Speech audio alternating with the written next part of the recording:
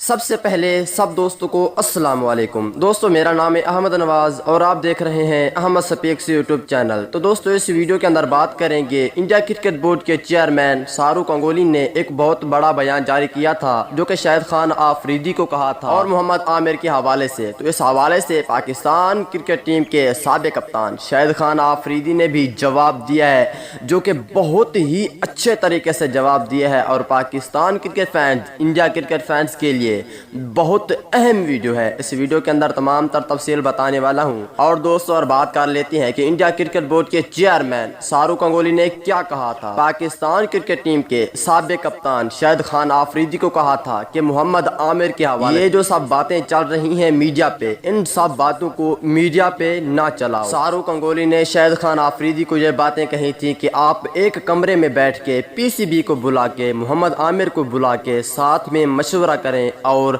अपना ये फैसला निपटा लें। तो दोस्तों उस पर शाहिद खान आफरीदी ने बहुत ही दिलचस्प जवाब दिए है, जो कि इस वीडियो के अंदर आप दोस्तों को तमाम तर तफसील बताने वाला हूं। मेरे प्यारे और खूबसूरत दोस्तों, इस वीडियो को जल्दी से लाइक करें, चैनल को सब्सक्राइब करें, बेल आइकन दबाकर ऑल पर लाजमी क्लिक करें। तो दोस्तों बढ़ते हैं वीडियो की जानिब।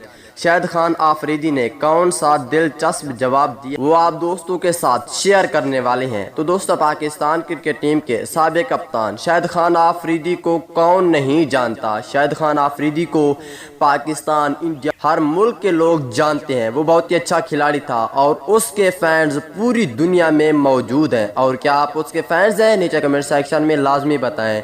शाहिद खान आफरीदी ने उनको कहा, शाहरुख गंगोली को कहा है कि आपने जो बातें कही हैं वो बिल्कुल ठीक कही हैं। आपने हमें बहुत बड़ा मशवरा दिया है कि मीडिया पे बातें ना चलाएं और कमरे में बैठ के बातें करें।